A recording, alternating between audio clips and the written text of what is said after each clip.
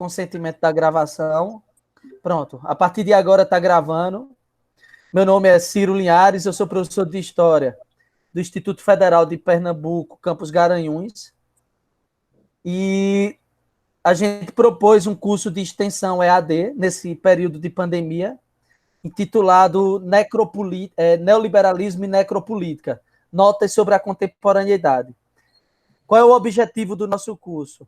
O objetivo do nosso curso é tentar entender a construção histórica do conceito de neoliberalismo, articular ele com outro conceito dos chamados estudos decoloniais, que a gente vai debater melhor o que é isso, chamado necropolítica, para a gente poder construir um panorama sobre o mundo contemporâneo e até estimular vocês que estão fazendo parte do curso a desenvolver pesquisas a partir desses conceitos, certo? Tanto para os meninos que estão no ensino médio, para quando a gente retornar, desenvolver alguns projetos de pesquisa, quanto pela galera, o público de uma maneira geral, de universidade, ou público que já está no campo profissional, poder articular suas pesquisas ou até suas propostas e suas visões de mundo, de uma forma geral.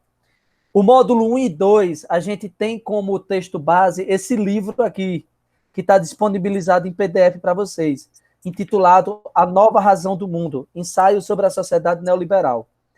Esse livro é escrito por um sociólogo e por um filósofo, todos dois franceses, um intitulado Pierre Dardot e outro chamado Christian Laval.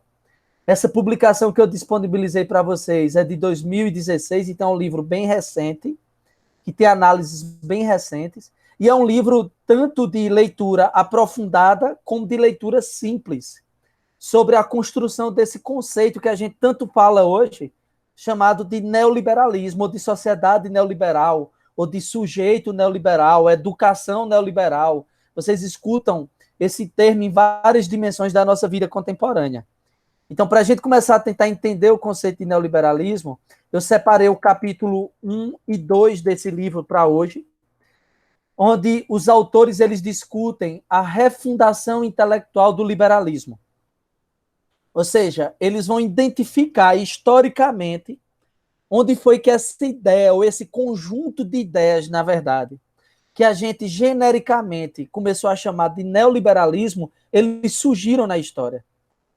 Certo? Então, esse é o objetivo da gente hoje, fazer uma espécie de genealogia, uma árvore genealógica, fazer um retorno no tempo, identificar o contexto histórico do nascimento do neoliberalismo, para que, após isso, a gente possa debater as consequências para a sociedade contemporânea, que isso vai ser feito no módulo 2, e para a produção do que a gente chama de sujeito neoliberal. Certo? Essa foto que vocês estão vendo no slide é uma foto de 1938, de um congresso, um colóquio que aconteceu em Paris, chamado Colóquio de Walter Lippmann. Vejam, ó, 1938 é exatamente o período entre a Primeira e Segunda Guerra Mundial. E é nesse colóquio onde vão ser desenvolvidas e aperfeiçoadas as ideias que dão origem a várias vertentes do que a gente chama de neoliberalismo, principalmente a sua versão alemã e a sua versão norte-americana e austríaca, que vocês escutam muito falar hoje, dessa galera, o von Mises, Hayek, o próprio Friedman, posteriormente vai beber muito disso, certo? Então a gente vai falar um pouquinho sobre esses caras e sobre essas ideias deles. Então, para a gente poder começar, os autores eles começam identificando o seguinte: ao contrário do que a maioria dos analistas, dos livros didáticos ou dos próprios livros acadêmicos afirmam, o neoliberalismo, a crise do liberalismo, que vai dar origem ao que a gente chama de neoliberalismo, ela não aconteceu só após a Primeira Guerra Mundial, quando ela terminou em 1918.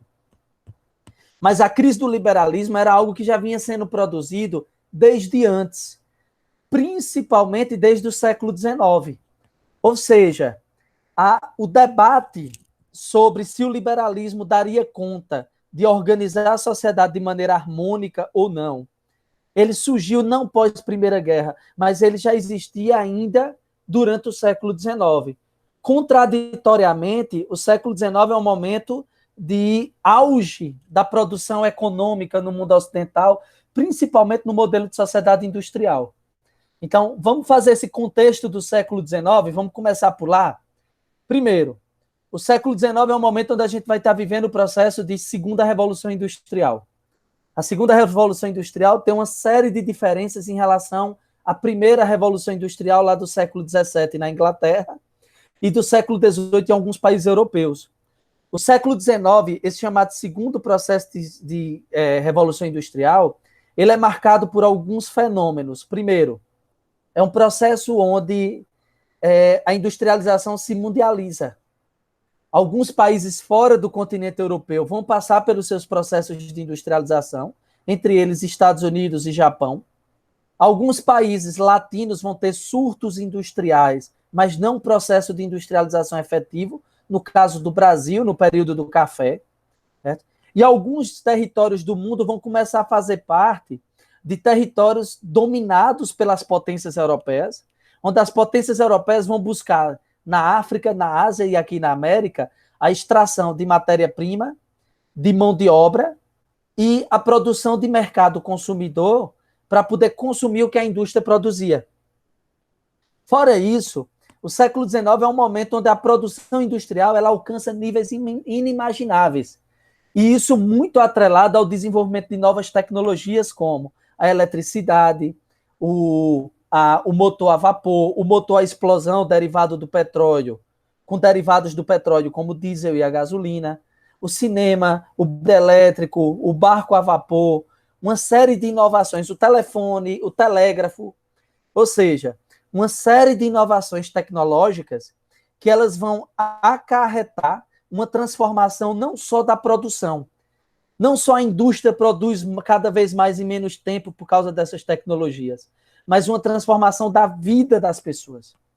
Isso, inclusive, no final do século XIX, gerou, em alguns países europeus, como a França, como a Inglaterra, a chamada Bela Época, onde o progresso tecnológico ele é tão intenso que a vida das pessoas começam a se modificar de tal forma que grande parte das pessoas beneficiadas pela produção industrial, elas começam a ser tomadas por um sentimento de otimismo, acreditando de que quanto mais a indústria e a economia progredir, mais próximo da felicidade de uma sociedade perfeita nós estaríamos, a chamada civilização.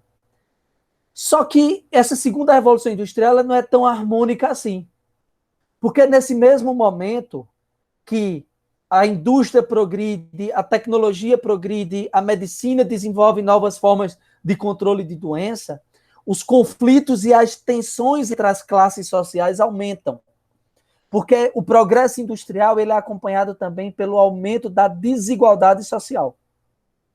Nós vamos ter a grande maioria da população operária sem ter acesso a uma parcela digna da riqueza produzida pela indústria. Ou seja, o operário ele produz, mas ele não usufrui da produção. Além disso, ele vive em péssimas condições de moradia, péssimas condições de higiene urbana. Ele vive, esse operário, em horas exaustivas de jornada de trabalho, de 14 a 16 horas diárias. Ele tem seu trabalho extraído ao máximo pelo dono da indústria. Ou seja, uma minoria de uma elite industrial ela vai conseguir usufruir desse progresso e uma grande maioria não. E isso começa a gerar uma série de transformações na sociedade europeia. Porque alguns operários, motivados por uma série de ideias políticas que circulam na Europa, eles começam a se organizar em espécies de cooperativas. O que depois a gente vai chamar de sindicatos, partidos políticos, associações operárias, e começam a reivindicar melhores condições de vida e direitos. Fora isso, começa a ocorrer na segunda Revolução Industrial um clima de tensão entre as potências industriais. Porque os grandes industriais dessas nações começam a pressionar os seus governos para que esses governos dominem territórios fora, principalmente da Europa, e quanto mais território se dominar, mais esses industriais vão poder exportar produtos, investir em outros mercados e explorar matéria-prima.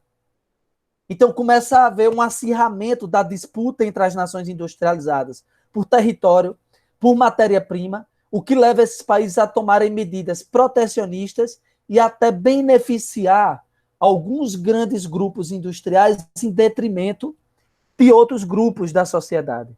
Então, essa sociedade industrial se torna muito mais complexa a partir do século XIX.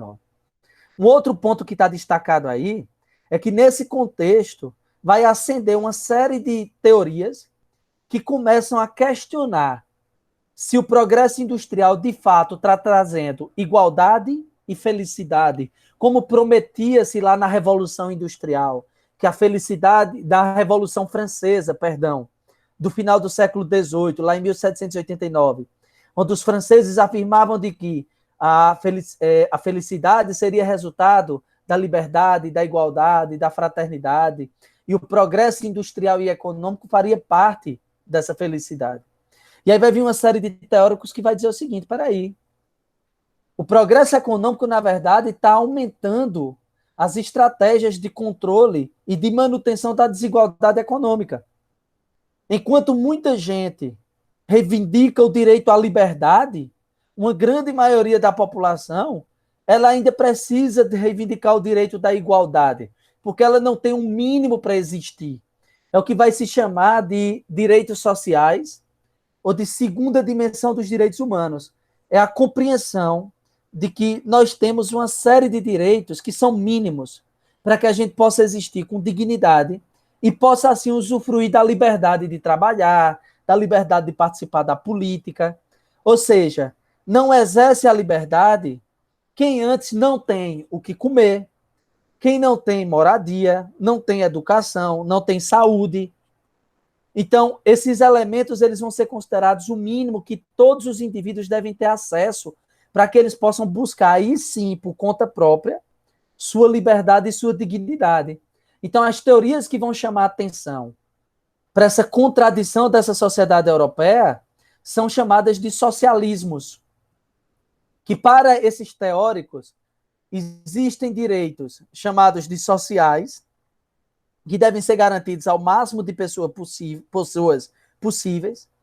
Esses direitos sociais, eles mostram uma hipossuficiência dos indivíduos de garantir isso por si só, porque a sociedade já teria alcançado um grau de desigualdade onde, se não houver uma intervenção, principalmente do Estado, algumas pessoas nunca vão alcançar a condição de dignidade, porque elas vão se manter exploradas, com fome e sem moradia. Então, o que é que os socialismos começam a defender?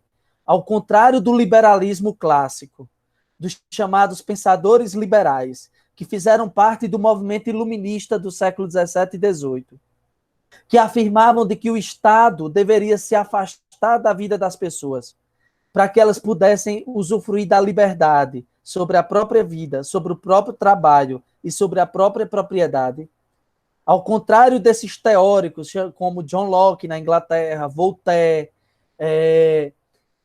o Adam Smith na economia lá no século XVII, XVIII, ao contrário desses teóricos, a preocupação dos socialistas não é mais por diminuir o papel do Estado na vida das pessoas, mas os socialismos eles vão começar a pensar como o Estado deve agir para que aquelas pessoas que não vivam em condições dignas, elas possam ter dignidade, ou seja, o mínimo para existir.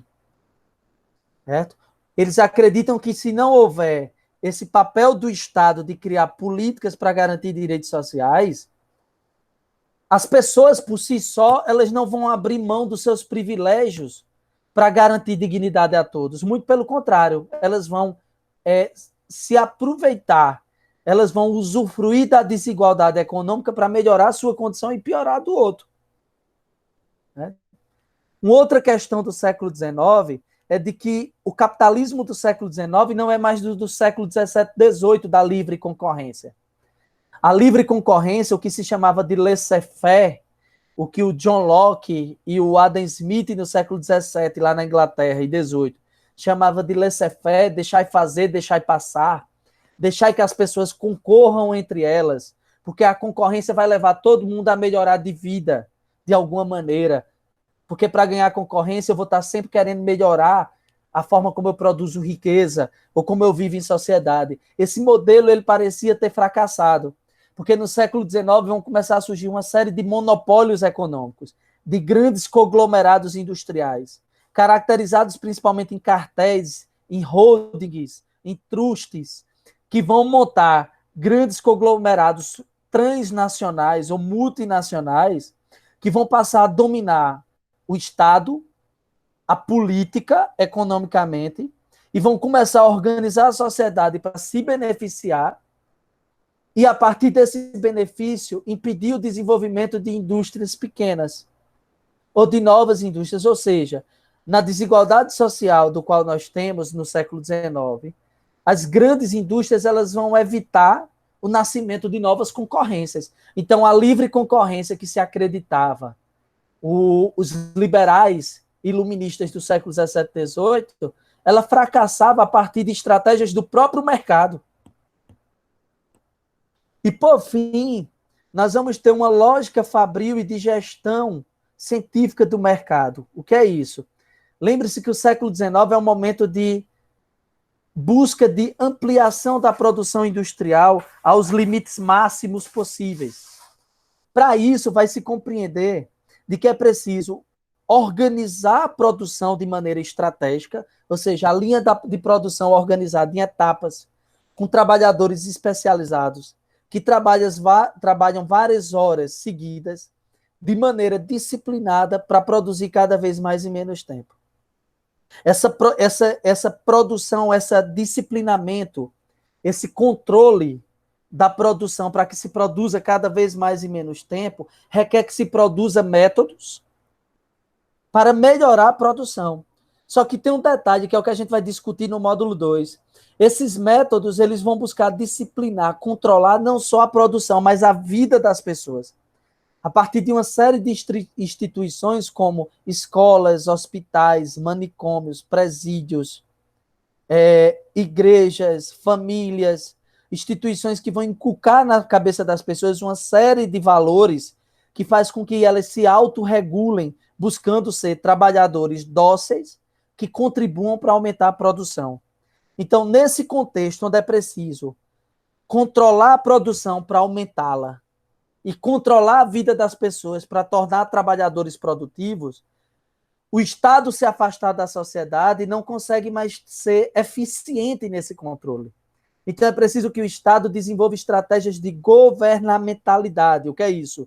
De gerir, controlar, direcionar a vida das pessoas e do mercado para que ele produza cada vez mais em menos tempo. Consequentemente, deixar e fazer, deixar e passar, o laissez-faire, a livre concorrência, a ideia que a economia funciona por uma mão invisível, que se autorregula os preços da produção, que ninguém precisa estar intervindo, isso começa a ser questionado, minha gente. E aí eu queria que vocês prestassem atenção nisso. Isso começa a ser questionado não só pelos socialistas, mas isso começa a ser questionado pelos próprios liberais que querem buscar formas de aumentar a produção ou a produtividade nesse novo mundo. E aí é que chega a grande parada, que o século XIX vai se desenvolver entre os próprios liberais, os chamados liberais, uma rixa, uma cisão, uma separação. Como essa rixa entre esses próprios liberais? Alguns liberais do século XIX, eles vão continuar defendendo que mesmo diante das mudanças geradas pela segunda Revolução Industrial, o Estado deveria se manter afastado da sociedade, porque a própria economia e a própria sociedade iriam encontrar por si só soluções para os seus problemas. Por outro lado, vão surgir liberais que começam a dizer, é preciso abandonar a ideia da livre concorrência, porque ela não é uma ideia metafísica. O que significa isso? A livre concorrência, ela não é algo sem começo nem fim. Ela está sujeita às mudanças da história. Então, a livre concorrência ela foi importante para questionar o poder dos reis e os privilégios da nobreza lá no século XVII e XVIII na Europa. Mas a livre concorrência não está mais dando conta das novas necessidades que surgem na sociedade industrial do século XIX. Então, é preciso manter uma sociedade liberal, mas que o Estado, o governo, passe a intervir para que esse liberalismo continue produzindo e aumentando seu acúmulo de riqueza, sua produção de riqueza. Então, quais são essas duas vertentes? Os liberais que continuam tratando a livre concorrência como uma lei inquestionável, e os liberais que vão surgir dizendo que o Estado tem que intervir para garantir que a concorrência continue existindo. Certo? Propondo uma reforma liberal. Isso lá no século XIX. Então vamos ver que grupos são esses? Lá no século XIX, você vai ter um grupo que ficou conhecido como utilitarismo liberal, ou os liberais utilitários. Quem são esses? A galera do liberalismo utilitário, representado principalmente no Alex de Tocqueville, ou do John Stuart Mill, eles fazem parte de uma forma de enxergar o mundo ou a filosofia intitulada utilitarismo. Vocês devem lembrar do utilitarismo como uma reatualização, um aproveitamento das teorias do filósofo grego Epicuro, que defendia de que nossa ação ela deveria buscar gerar o máximo de felicidade possível ou o mínimo de prejuízo possível. É o que a gente chama de ética utilitarista. É a ação, nossa atitude, nossa forma de agir, motivada pela busca da maior felicidade ou do mínimo dano, do mínimo prejuízo. Então já dá para vocês entenderem de que esses filósofos ou esses pensadores liberais utilitários, eles vão começar a pensar como manter uma sociedade liberal que garantam o que eles chamavam de direitos individuais, de liberdades individuais, mas ao mesmo tempo garantir o máximo de felicidade possível a uma maior quantidade de pessoas possíveis, ou diminuir os danos que a industrialização estava causando na vida de algumas pessoas. E aí o que é que eles vão propor? Que se mantenha um mercado com concorrência, um mercado liberal, mas que ao mesmo tempo o Estado crie mecanismos para garantir melhores condições de vida para a população mais pobre, garantir condições de moradia, de acesso à saúde, de acesso à educação, para melhorar a participação política e a qualidade do trabalho das pessoas. Então, esses utilitários eles começam a pensar de que em sociedades democráticas as pessoas são livres, mas elas precisam de direcionamento. E aí, começando pelo Alex de Tocqueville, lá no século XIX, na obra da Democracia na América, isso aqui é mais especificamente um trecho do livro 4, o Tocqueville ele afirmava de que os povos democráticos apreciam ideias simples e gerais, onde todos concebem o governo sob a imagem de um poder único, simples, providencial e criador. Ou seja, é paradoxal a forma como se enxerga a democracia, o Estado, o governo em sociedades democráticas. Porque mesmo sendo o governo dos cidadãos, mesmo existindo liberdade política e liberdades individuais, as pessoas enxergam o Estado como uma coisa única e simples. Certo? E esse Estado único, a própria coletividade, espere que ele direcione, ou que ele dê ideias para como a sociedade ela deve funcionar. Certo? Então, segundo Tocqueville, isso trazia a necessidade de que o Estado ele direcionasse a sociedade na busca de uma maior igualdade.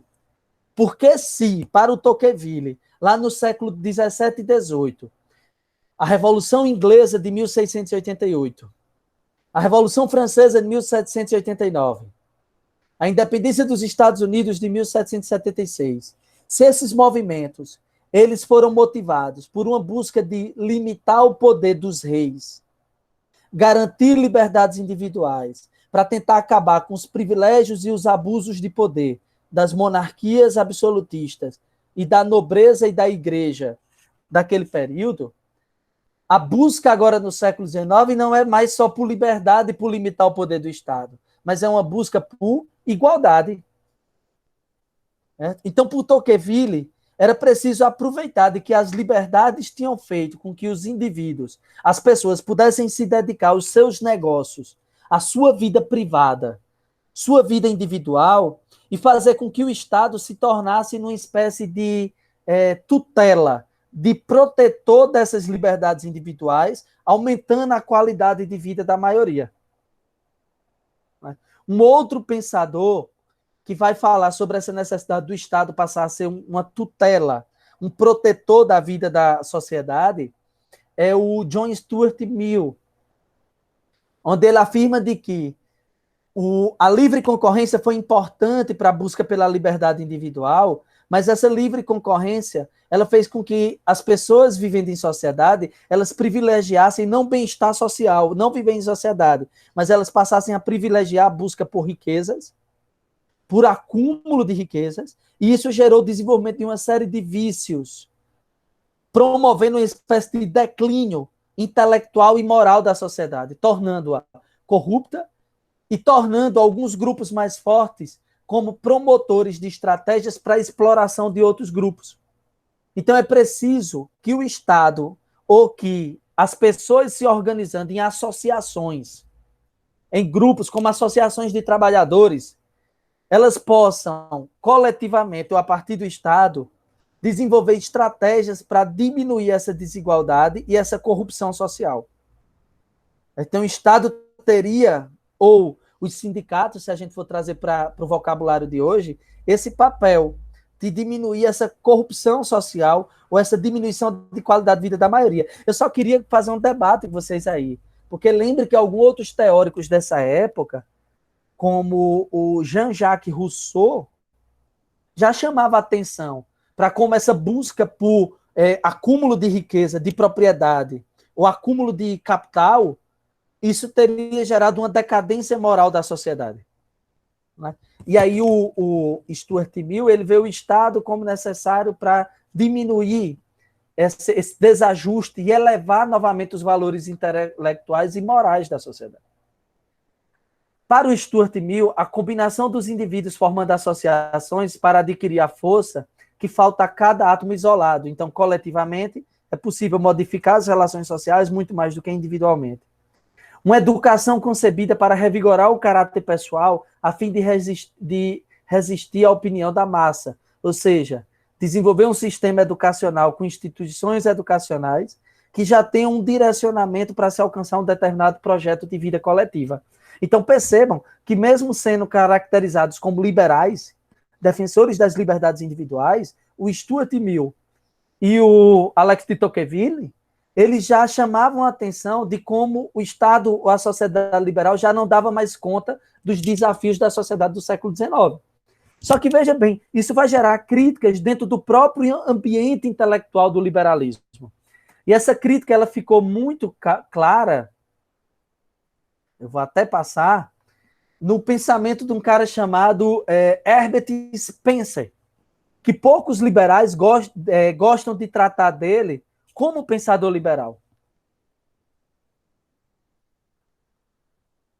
Mas o Herbert Spencer, ele foi fundamental no desenvolvimento de uma visão do liberalismo a partir de uma ótica evolucionista, eu já vou explicar melhor o que é isso, a partir de uma ótica evolucionista que serviu para questionar a ideia de que o Estado deveria atuar para beneficiar os mais pobres. Que, na verdade, o Estado deveria se manter afastado. Por quê? Para essa outra visão, que continua defendendo de que o laissez-faire, a livre concorrência deve ser uma lei universal, que o Estado nunca deve intervir no seu funcionamento, essa visão ela é construída a partir da ideia de que a desigualdade entre as pessoas, a desigualdade da condição de vida é algo natural, assim como é natural na natureza, no próprio meio ambiente, algumas espécies dominarem a outras e terem funções diferentes. Então, eu destaquei uma frase aí, ó, lá da página 52 do livro, onde os autores eles chamam a atenção lá para uma frase clássica, mas que foi repetida pelo Herbert Spencer, lá no século XIX, na Inglaterra, que ele afirmava: nem todos os homens são convidados para o banquete da natureza. Ou seja, a desigualdade de acesso aos bens da natureza é algo comum e natural, que faz parte da existência. Consequentemente, da economia e dos bens sociais deve ser a mesma coisa para eles. Certo? Então, o Herbert Spencer, esse cara, ele vai fazer críticas ao intervencionismo estatal a partir da seguinte defesa. Segundo ele, quando o Estado intervém para melhorar a condição de vida dos mais pobres, ou seja, como a criação de leis de seguridade social, que vai lembrar vocês que desde o final do século XVIII, algumas sociedades já criavam leis de proteção às pessoas mais vulneráveis ou mais pobres, como a Alemanha, após no final do século XIX, mas principalmente no final do século XVIII, mas principalmente no final do século XIX, após a unificação da Alemanha em 1872, o líder político alemão, Otto von Bismarck, ele já criava leis de seguridade social, como aposentadoria, saúde pública, proteção às pessoas mais doentes, e assim sucessivamente. Para o Herbert Spencer, criar essas medidas de seguridade ou proteção social representa leis de coerção ou representa o Estado querendo obrigar a sociedade a cooperar. E, segundo ele, a cooperação só seria real se ela surgisse naturalmente e não fosse imposta pelo Estado, na lógica dele. Né? Segundo a lógica do Herbert Spencer, se uma pessoa não deseja trabalhar, ela não deve comer. Isso vai ser uma frase bem repetida por ele, onde ele afirma de que, quando o Estado protege os mais pobres, ela simplesmente tiraria dos mais pobres as punições naturais pela sua incapacidade de produzir riqueza. Ou seja, na lógica de Spencer, se alguém não consegue ter acesso à comida, é porque ela não teve esforço e nem ela foi forte o suficiente para buscar comer. Então, se você beneficia as pessoas que não têm acesso à comida, à moradia, à saúde, com proteção por parte do Estado, você vai estar beneficiando pessoas que não merecem esse benefício, porque elas, na verdade, não têm acesso a isso, porque elas são cheias de vícios e incapazes. Essa seria mais ou menos a visão deles. Eu fiquei lembrando, sabe de quê? Muito de uma fala do ministro da Economia brasileiro, Paulo Guedes, nessa última semana, quando ele estava falando do auxílio emergencial.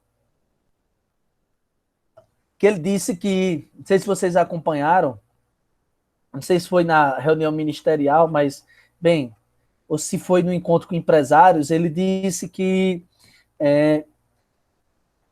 se o auxílio emergencial se estender por muitos meses, no valor de R$600, as pessoas não vão querer voltar a trabalhar. Porque para ela, vai estar tudo muito bem, em casa, com comida, tal, tudo ótimo. Diga aí, primeiro, a falta de noção do cara dizer isso no momento de pandemia, quando as pessoas estão em casa porque são forçadas e por medo de morrer. E segundo, perdendo seus empregos. Né? Mas na lógica dele, qual é? Que é bem essa lógica do Spencer. Se eu der auxílio às pessoas, elas vão desenvolver vícios, se tornar pouco produtivas e pouco importantes para a sociedade. Se você não desenvolve capacidade... Alô? Opa! Se você não desenvolve... Oi! Pode falar. Alguém está falando? Acho que não, professor.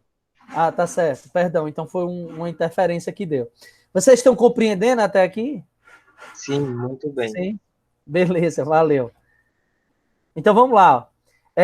Na lógica do Herbert Spencer, então, que ele até fala do pobre meritório e do pobre do demérito, né? Ele diz que existe um pobre que vai se esforçar para deixar de ser pobre, e existe um pobre que nunca vai se esforçar, e as medidas do governo beneficiam esses que não se esforçam.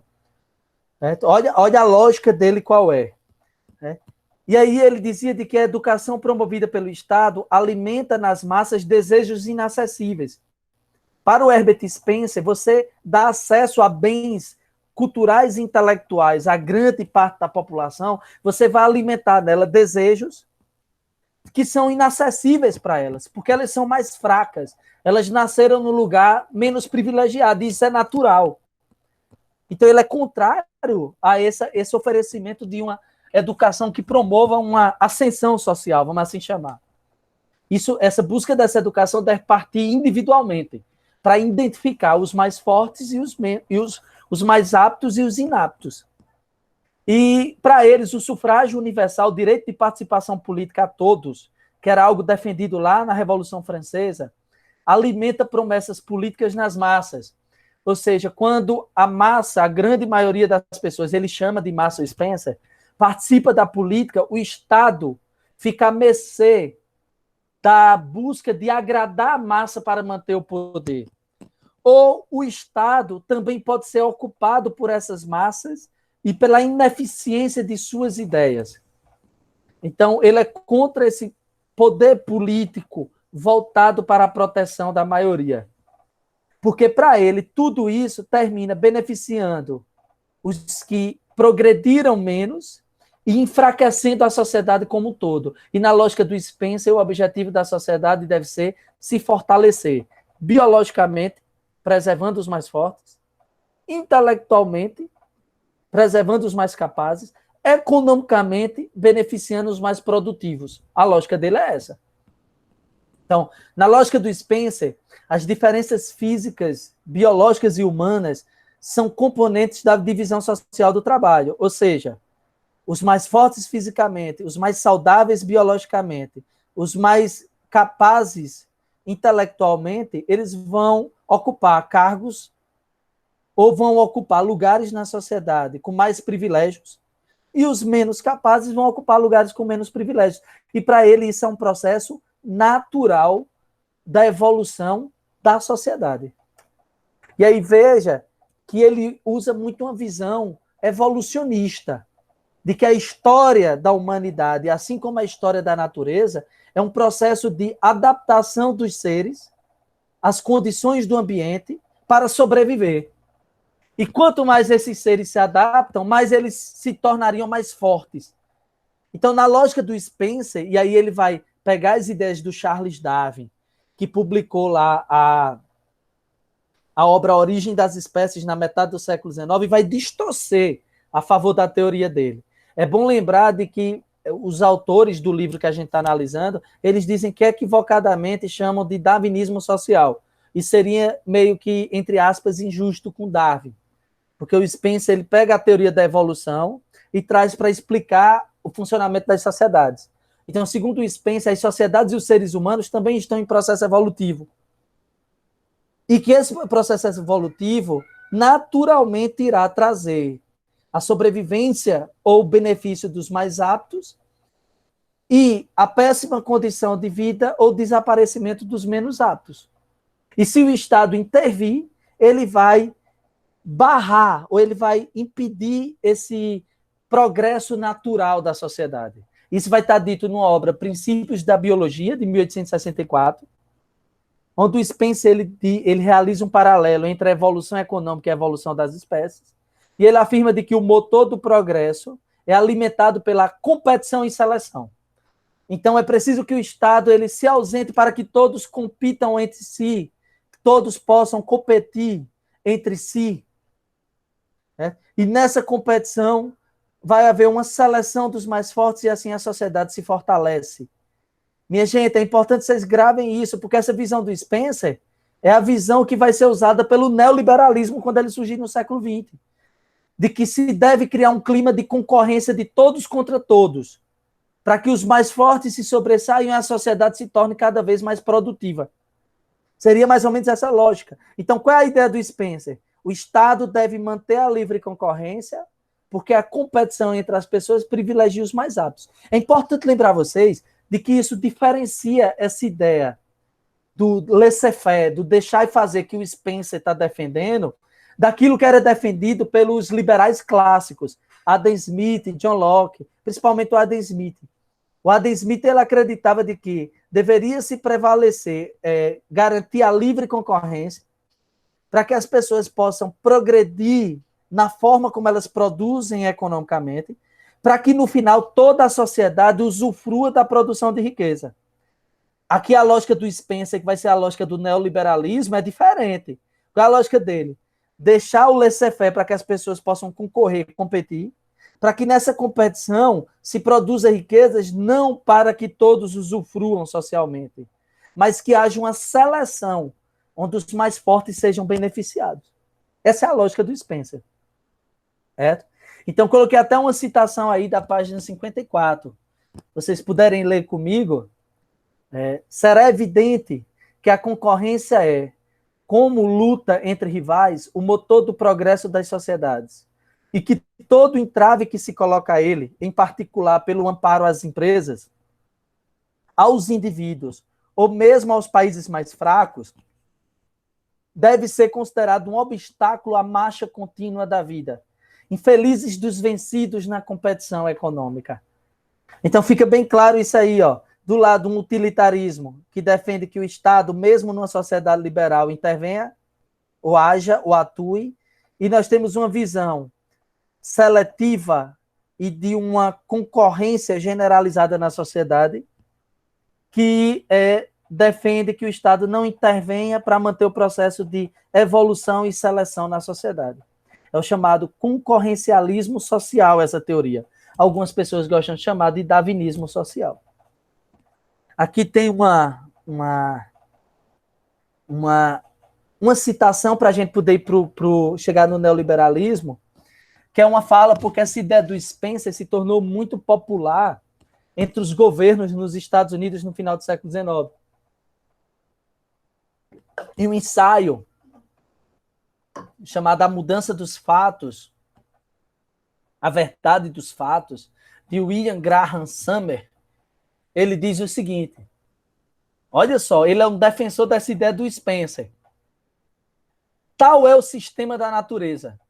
Se não a amamos e se tentamos corrigi-la, existe apenas um meio de fazê-lo. Podemos tomar do melhor e dar o pior. Podemos desviar as punições dos que fizeram mal para os que fizeram bem.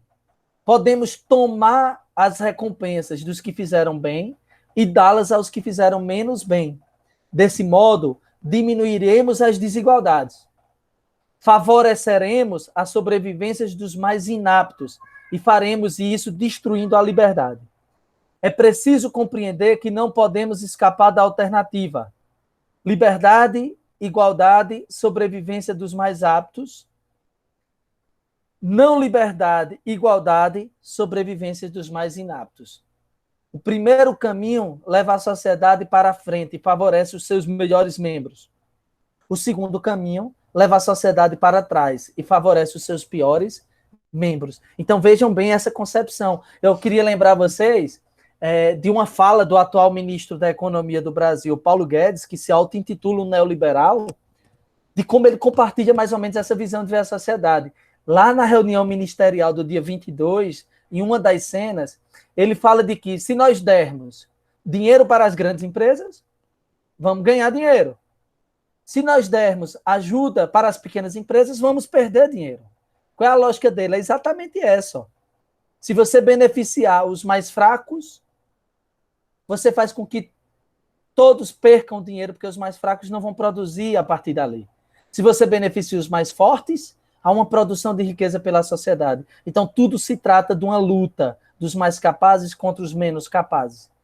Essa visão que vai estar aí nessa defesa do laissez-faire no século XIX e vai ser importada pelo neoliberalismo posteriormente. Então, vamos lá. Vamos agora para a segunda parte. A gente já está chegando no final da nossa aula, beleza? E quando chega no século XX, como essa disputa dentro do próprio liberalismo lá do século XIX, ela vai ser atualizada no século XX, no mundo pós-Primeira Guerra Mundial, que é um mundo bem diferente. Então, a gente vai ter uma reatualização dessa ideia. A gente vai ver que pós-Primeira Guerra Mundial, em 1918, isso já acontecia antes, mas pós-1918, as teorias liberais elas vão começar a se dividir no chamado reformismo liberal, ou no novo liberalismo, que é aqueles que pregam que o Estado exerça um papel na sociedade liberal, e o nascimento do neoliberalismo, que é aqueles que, usando essa ideia da concorrência generalizada, continuam defendendo que o Estado não deve intervir para garantir a proteção de parte da população. Certo? Vamos ver como é que isso... Vamos primeiro entender o contexto. O que é que acontece no começo do século XX? Em 1914, quando começa a Primeira Guerra Mundial, nós vamos ter o que o historiador inglês Eric Hobsbawm chamou de fim temporal da Era dos Impérios, que era a sociedade do século XIX. E início agora, de fato, do século XX. É como se o século XX tivesse começado mais tarde. Em 1914, inicia-se uma era de grandes tragédias, de grandes conflitos, de alto poder de destruição. Só para vocês lembrarem, a gente vai ter 1914 a 1918, a Primeira Guerra Mundial. De 36 a 39, a Guerra Civil Espanhola. De 39 a 45, a Segunda Guerra Mundial. De 45 até 91, a Guerra Fria, acompanhada pelos movimentos de independência nas antigas colônias europeias, na África e na Ásia.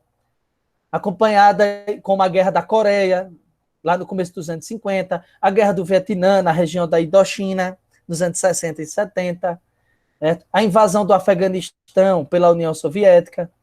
A gente vai ter a separação das Alemanhas no lado oriental e ocidental, o oriental socialista e o ocidental capitalista.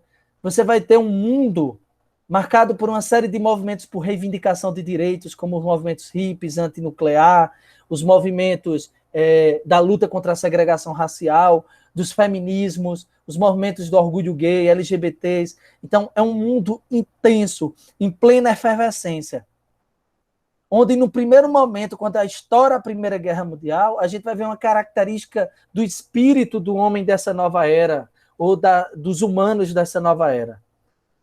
Até o 1914, acreditava-se fielmente que o progresso industrial traria-se a felicidade, a chamada Bela Época. O mundo acreditava que quanto mais a indústria progredir, mais próximo estaríamos da civilização. A Primeira Guerra Mundial é a primeira tapa na cara desse processo. Porque é o primeiro momento onde vai se compreender que a mesma indústria que produz o raio-x móvel, que é um benefício, produziu as armas químicas em 1916, nos conflitos entre alemães e franceses na Primeira Guerra. Então, a mesma indústria que salva, mata. É um momento onde o mundo vai compreender de que a mesma indústria que produz riqueza, produz desigualdade e exploração. Então, nós temos um mundo que entra em plena crise. E após a Primeira Guerra Mundial, as democracias liberais elas vão começar a ser vistas como modelos que foram incapazes de evitar a guerra e evitar as crises que vão ser vividas pós-guerra. E aí a gente vai ter uma série de rupturas que causam um sentimento de crise pós-Primeira Guerra. Porque ainda durante a Primeira Guerra, nós vamos ter em 1917 uma revolução na Rússia, em plena Primeira Guerra. Rússia, apesar de estar do lado dos vencedores, sai antes da guerra, porque vai sofrer uma série de derrotas em guerra, com o exército atrasado, com falta de comida, a população passando fome. E aí vai ascender uma série de líderes dos movimentos socialistas que retiram o czar, que era um poder autocrático, do poder na Rússia, e institui pela primeira vez um modelo de sociedade baseado num socialismo real. O que é isso? Onde vai se pegar as teorias socialistas do século XIX, principalmente as teorias do sociólogo alemão Karl Marx do século XIX, e vai tentar implantá-las, adaptando aquele contexto e aos conflitos políticos russos. Então, nós vamos ter a Rússia como a primeira sociedade dita socialista ocidental no século XX. E isso vai gerar um avanço desses ideais pelo mundo.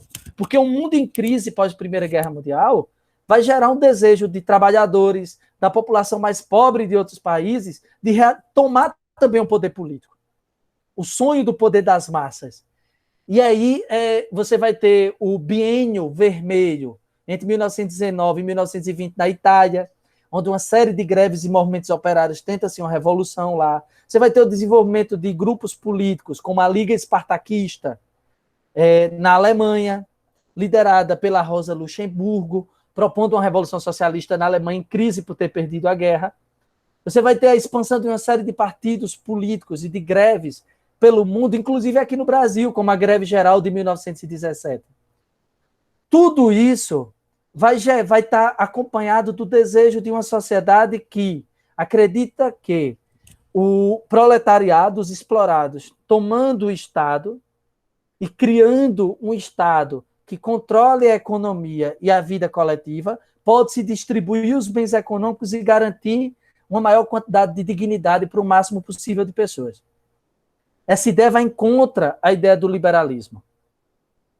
Para a grande parte dos líderes socialistas, anarquistas do século XIX, que vai estar lá no século XX influenciando esses movimentos, a democracia liberal é uma mentira. porque ela dá o direito de voto indireto à massa para criar nela a sensação de participar do poder político no Estado, quando, na verdade, o Estado é ocupado apenas pelos grandes aglomerados econômicos. Então, é a falsa ilusão de participação. Então, é uma grande mentira. Essa crise da democracia liberal, ela não está ligada só à defesa da substituição do capitalismo pelo socialismo, como foi na Rússia. Mas do lado da direita, mais especificamente da chamada extrema-direita, vai ascender pós-Primeira Guerra, principalmente nos países derrotados ou afetados injustamente pelos tratados do final da Primeira Guerra Mundial, vai ascender uma série de movimentos ultranacionalistas, defendendo de que, para recuperar o orgulho nacional dos países derrotados, principalmente a Alemanha, era preciso reorganizar o capitalismo. Ou seja, o que é que essa galera queria? Um Estado centralizado, totalitário. O que significa isso? Que controlasse várias dimensões da vida das pessoas, governado por um poder militarizado, que traria disciplina para aumentar a produtividade dessa sociedade, e ultranacionalista, que fizesse crescer o domínio de algumas nações sobre outros povos. Isso vai ser defendido pelo o nazismo do Adolf Hitler na Alemanha, o fascismo do Benito Mussolini na Itália, o fascismo espanhol do Francisco Franco, o fascismo do Salazar lá em Portugal, e uma série de regimes fascistas que vão chegar ao poder na Europa Oriental. E aí tem uma característica interessante: o nazifascismo, ele é antissocialista, ele promete destruir o que eles chamam de mal do comunismo, e eles são antiliberais, porque acreditam que o liberalismo levou a sociedade ao caos. Então só tem uma solução para o capitalismo: realizar uma nova organização dele em torno de um Estado forte, onde quem apoia esse Estado são as grandes indústrias para produzir riqueza em prol da sociedade. É o chamado nacional-socialismo. E isso vai ser ainda apimentado por uma grande crise econômica no país que foi o grande vitorioso da Primeira Guerra Mundial, que passou a ser a grande potência econômica e militar do mundo pós-guerra. Se na Primeira Guerra Mundial, até a Primeira Guerra, a grande potência industrial do mundo era a Alemanha, pós-Primeira Guerra Mundial a gente passa por um deslocamento, onde os Estados Unidos passam a ocupar esse lugar de potência econômica e militar do mundo. Só que os Estados Unidos, pós-Primeira Guerra Mundial, viveu 10 anos de um intenso progresso, chamado de loucos anos 20, de 1919 até a segunda metade da década de 1920, mas a partir de 29 vai começar a viver uma crise de superprodução. E essa crise de superprodução da indústria americana produz mais do que o mercado consegue absorver. E a indústria europeia começa a se recuperar e fechar o mercado para a indústria americana, agravando a crise. O presidente americano se auto-intitulava um liberal radical, Herbert Hoover. Quando perguntado como resolver sobre a crise que surgia, ele dizia que a economia entrou em crise por si só e ela vai sair por si só. É a ideia do laissez-faire. Resultado: isso gera um colapso social com grande número de falência de indústrias americanas, fechamento de bolsa de valores, pessoas perderam casas, aumento do número de suicídios, aumento do número de desempregados. Esse grande colapso vai gerar uma desvalorização do laissez-faire. E nesse clima de crise dos Estados Unidos, de ascensão do nazismo, ascensão do socialismo em esferas opostas, vai fazer com que alguns teóricos liberais eles comecem a defender que ou o liberalismo ele se redireciona, se reinventa, ou os nazismos e os socialismos eles vão se expandir pelo mundo. Então, eles começam a defender uma reorganização do liberalismo para que o modelo liberal seja mantido, para que o modelo de capitalismo que se tinha até então fosse mantido. Então, qual é o grande questionamento que vai surgir? Como salvar do próprio liberalismo o que é possível do sistema capitalismo? Ou seja, o que salvar do capitalismo reorganizando o liberalismo? E aquele antigo conflito entre os liberais do século XIX surge agora. Porque vai surgir agora um liberalismo que a gente vai chamar de os autores do livro, né? O Pierre Dardot e o Christian Laval chamaram de novo liberalismo ou de liberalismo reformado, reformismo, e vai surgir o chamado neoliberalismo.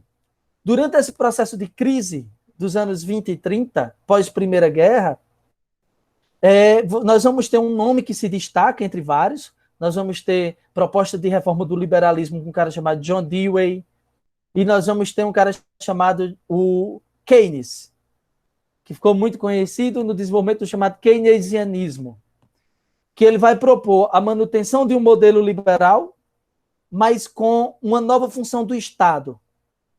O Estado não deve ser apenas um vigilante noturno, onde ele deixa a sociedade correr sozinha e ele só atua para garantir as liberdades individuais da propriedade, do trabalho e assim sucessivamente.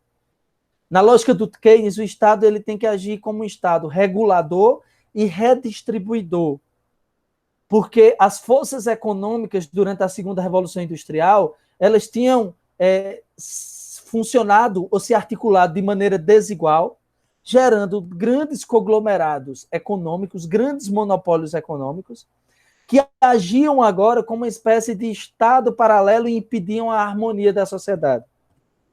Então, Keynes ele defende uma intervenção estatal para controlar as forças econômicas e evitar a anarquia social. Isso não significa o Estado controlar a economia, mas também não significa o Estado olhar a economia de longe.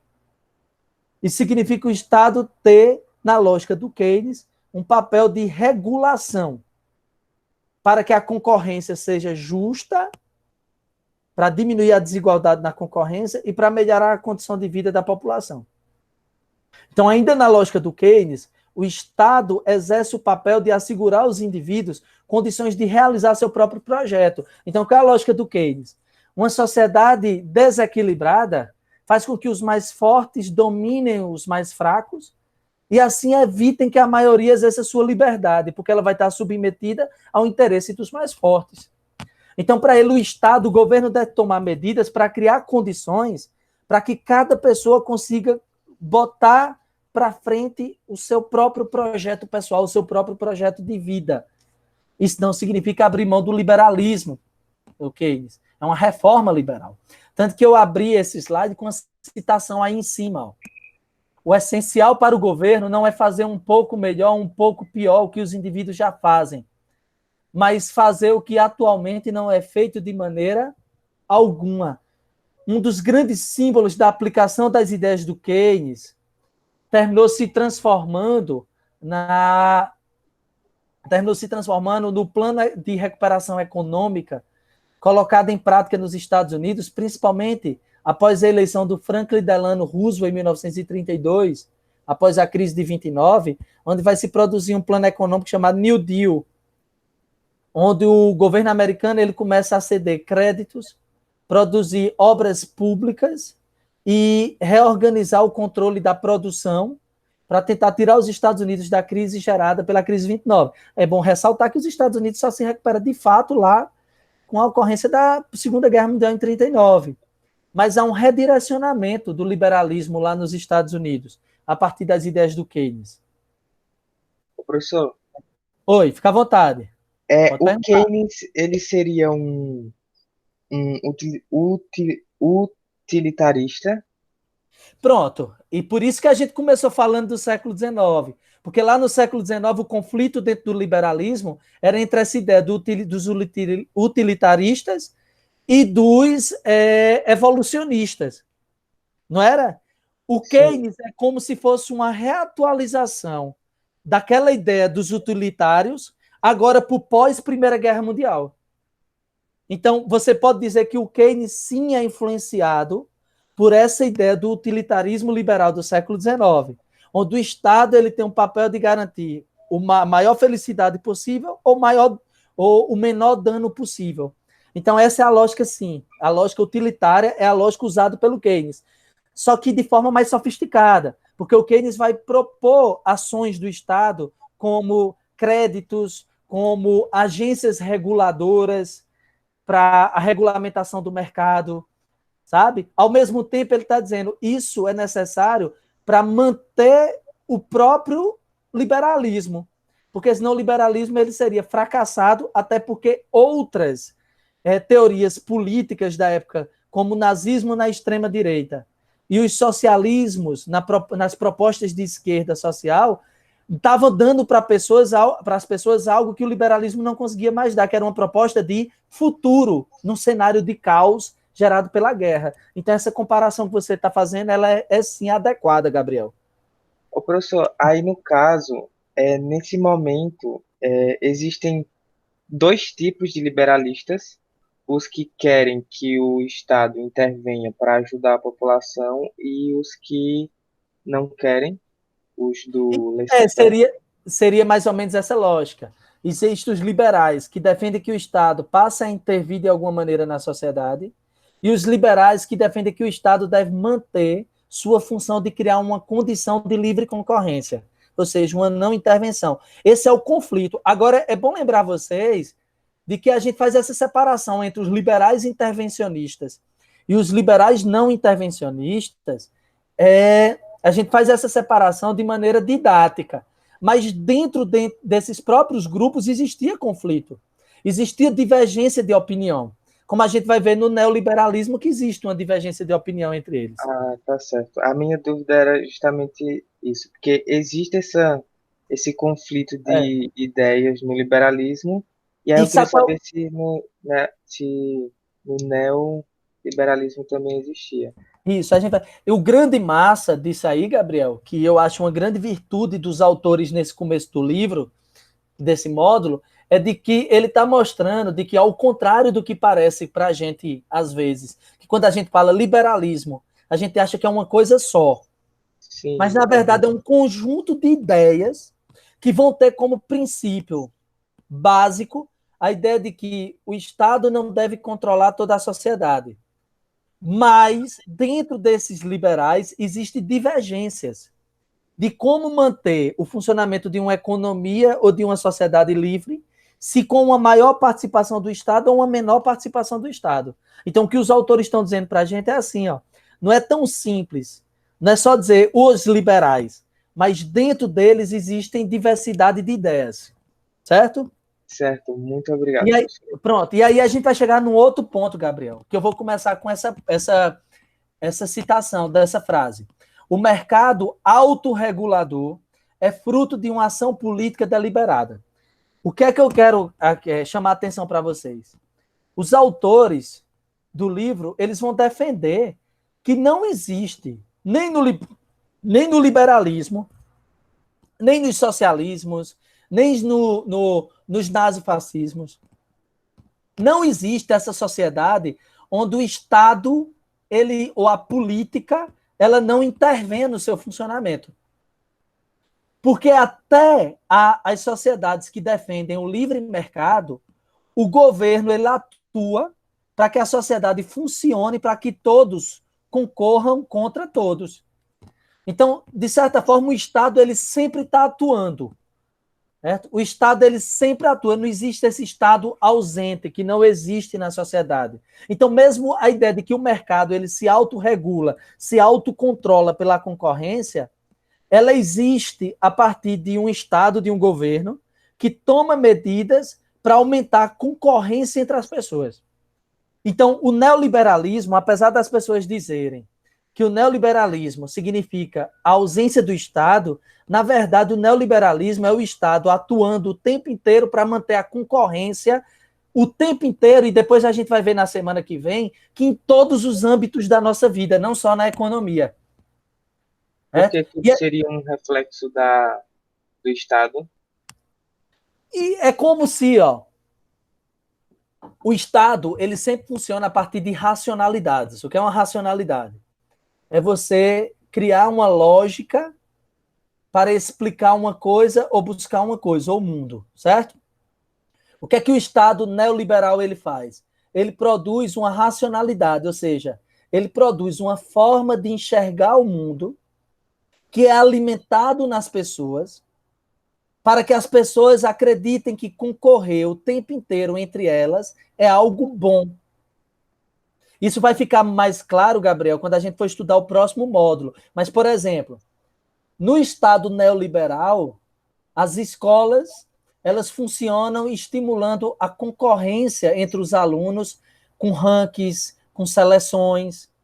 Na sociedade neoliberal, da concorrência entre todos, a concorrência ela é alimentada na visão que se tem do corpo, como as pessoas elas se dedicam horas diárias na academia para mostrar de que tem a virtude de serem dedicados, tem bom desempenho, certo? Então, o que é isso? É uma forma de ver o mundo, de ver a vida.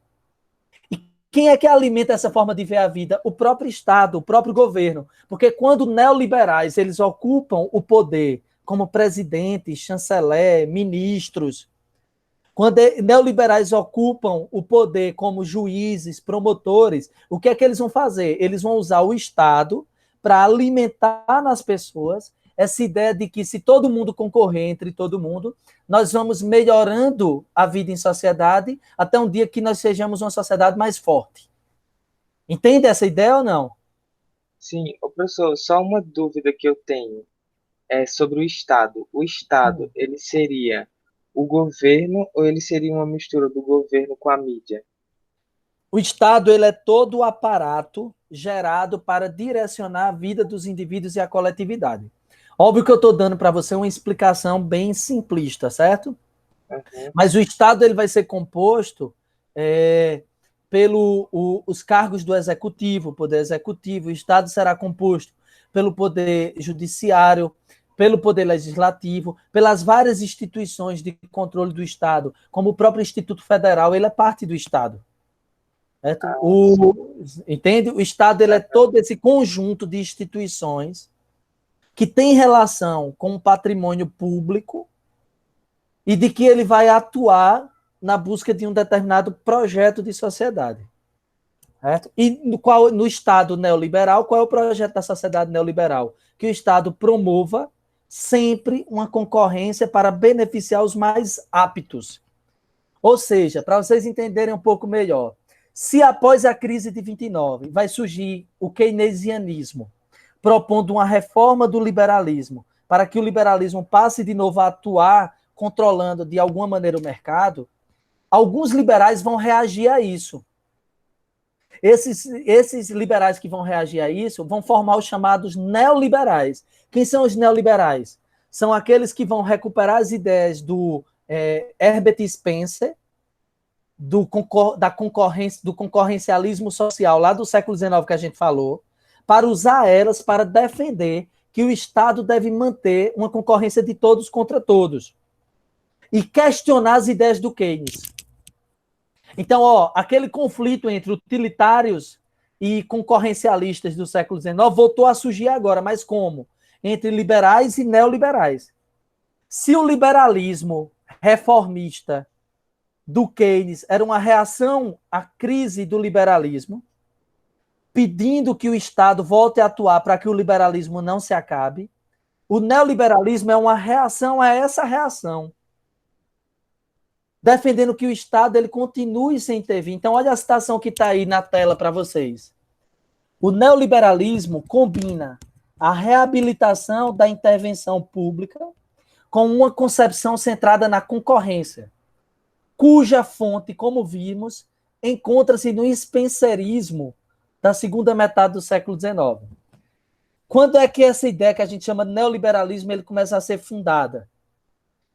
Em 1938, em pleno processo anterior à Segunda Guerra Mundial, em plena crise pós-Primeira Guerra Mundial, alguns liberais eles vão se juntar num encontro, num colóquio, chamado Colóquio de Walter Lippmann, que acontece durante 5 dias em Paris, durante 1938, no mês de agosto de 38. Durante esse colóquio, eles vão debater como o liberalismo deve se portar nesse contexto, nessas transformações que o mundo sofria entre a Primeira e a Segunda Guerra Mundial. Com o encerramento desse congresso, desse colóquio, vai ser criado um Centro Internacional de Estudos para a Renovação do Liberalismo, onde os liberais que estavam lá presentes, eles acreditavam de que o liberalismo deveria ser expandido como uma teoria universal para chegar a todos os povos e deveria, a partir da realidade desses povos, encontrar mecanismos para se disseminar, para se expandir. Então, o neoliberalismo, ele vai ter uma característica aqui na América Latina, vai ter uma característica aqui no Brasil, mas vai ter uma outra característica, por exemplo, lá nos vários povos do continente africano. Em cada um desses povos. Vai ter uma característica diferente das nações europeias. Então, desde o princípio, os neoliberais vão ter essa visão de universalizar e disseminar suas ideias por uma série de instituições. É só vocês lembrarem aqui no Brasil uma série de grupos de intelectuais que vão, em vários momentos da nossa história, expandir ideais neoliberais, principalmente durante a ditadura militar. Certo? Vamos lá. Nesse colóquio, o que é que acontece? Nesse colóquio, os ditos neoliberais, eles se dividem em dois grupos, certo?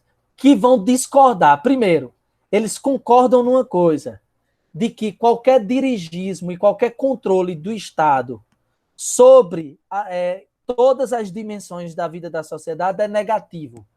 Vai gerar autoritarismos para eles. Só que, veja bem, apesar de concordar com isso, eles vão discordar de como o liberalismo deve funcionar a partir de agora. Então, nós vamos ter os neo-austríacos, ou a corrente norte-americana, que se tornou mais famosa nos Estados Unidos, e a corrente alemã, ou o ordoliberalismo, certo? Lá com os pensadores alemães desse período. Os neo-austríacos, vocês devem escutar muito falar aqui no Brasil, tem até o Instituto von Mises aqui no Brasil, que é financiado por empresários para disseminar nas redes sociais as ideias de von Mises. O Ludwig von Mises, ou o Hayek, entre outros pensadores. Né? Vamos lá. Segundo os neo-austríacos, deve existir uma renovação do laissez-faire, do deixar e fazer, da livre concorrência, sem o Estado participe. Os neo-austríacos, eles são radicais na ideia de que o Estado deve estar afastado do controle do mercado, como Keynes queria. Para eles, os motivos do fracasso ou da falência do liberalismo não está em motivos internos, porque na lógica deles, a teoria liberal da livre concorrência ela é perfeita, ela é imutável. Para eles, o motivo da crise do liberalismo é exógeno, o que significa externo. Segundo eles, os líderes políticos liberais se deixaram influenciar por outras teorias, passaram a intervir na sociedade, e essa intervenção gerou um regime policial de medidas violentas de controle da economia e a busca por uma coletivização da economia, o que contraria o princípio de que a sociedade naturalmente é desigual para eles.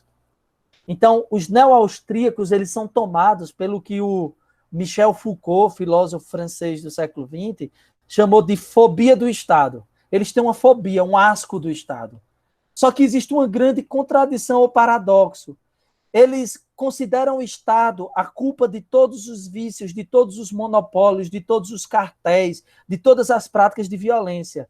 Porém, eles usam do Estado para manter o modelo social deles. E qual é o modelo social deles? É o modelo concorrencialista, aquele de Spencer, de que o Estado tem que atuar para garantir que todos concorram contra todos, vendo a concorrência como algo bom. E aí eles vão ter determinadas ideias, como, por exemplo, segundo eles, o Estado criar impostos para controlar a produção e a economia gera cartéis. Certo? Existem controvérsias. Por exemplo, aqui no Brasil tem um livro chamado Elite do Atraso, do Gessé de Souza, que diz que, na verdade, os cartéis é que se apoderam do Estado. Mas isso é uma outra história. Vamos lá. Para eles, os neo-austríacos, salários elevados geram desemprego. Então, crises, salários mais baixos, eles são bons para manter o emprego. Olha a lógica deles. Se vocês prestarem atenção, essa lógica deles foi a lógica implantada na reforma trabalhista no Brasil durante o governo do Michel Temer, que permitiu uma série de acordos para redução salarial, com a ideia de que reduzindo o salário eu crio um emprego. Uma determinada visão do liberalismo, como a do Keynes, discorda disso, porque se eu reduzo o poder aquisitivo da população, eu reduzo a capacidade de funcionamento do mercado. Mas são discordâncias, certo? Lá dentro do próprio colóquio de Walter Lippmann, onde surge o neoliberalismo, vai ter um outro grupo de neoliberais que discorda dos neo-austríacos, que é a corrente alemã.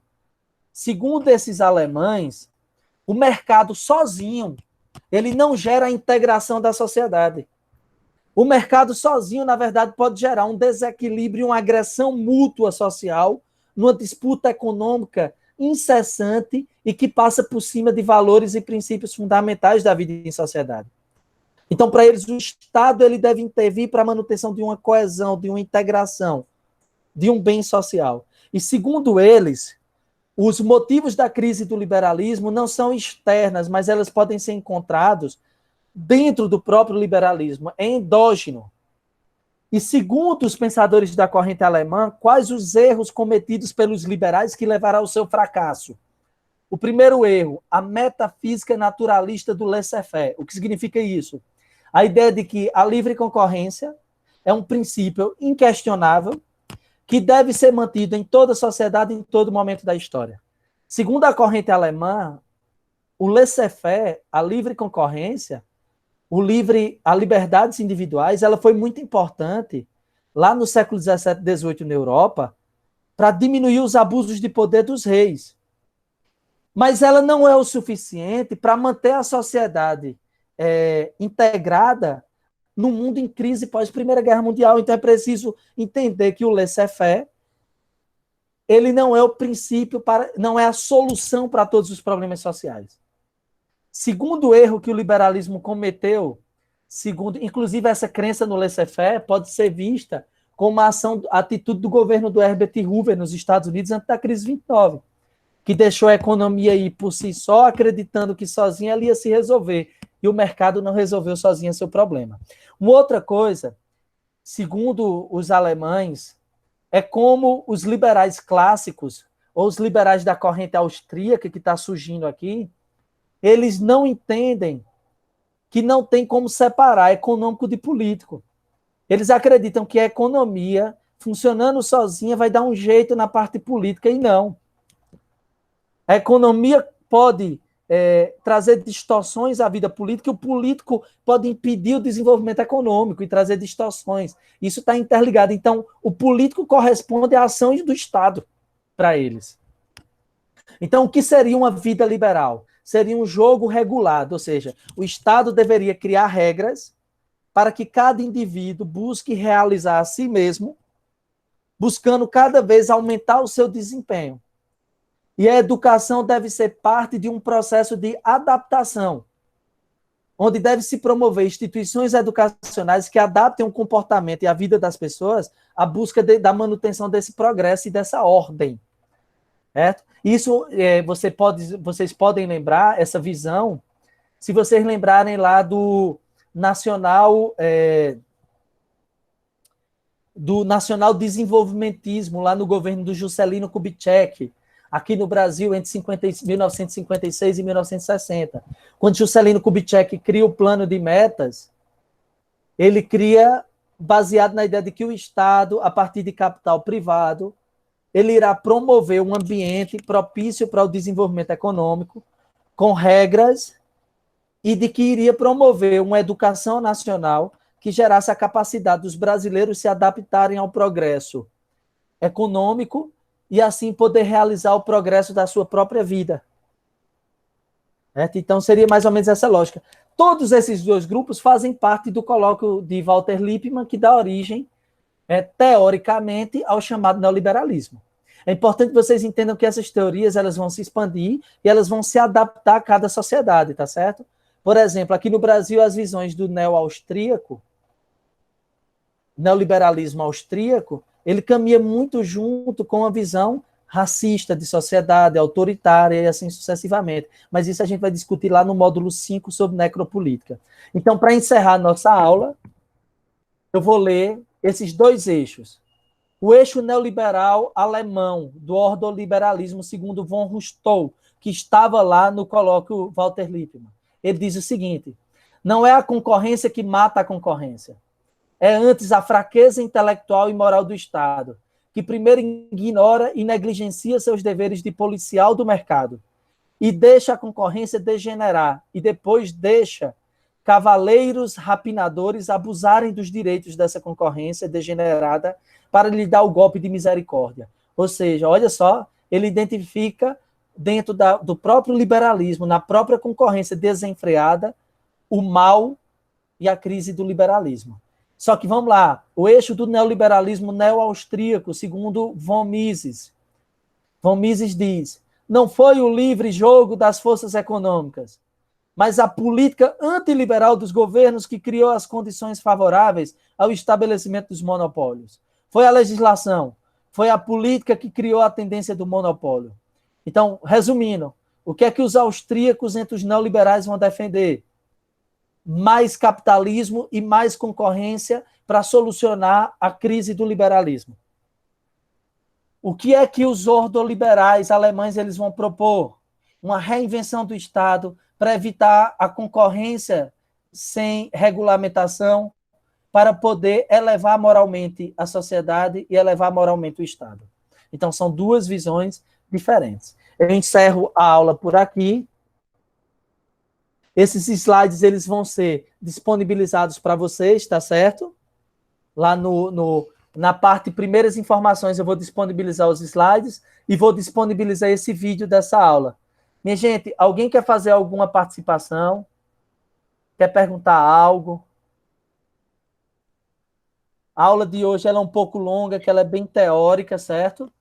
Mas a próxima semana a gente vai falar sobre a fabricação do sujeito neoliberal, uma aula bem interessante, também mais curta. Vocês vão gostar dela. Certo? Gabriel e Evelyn.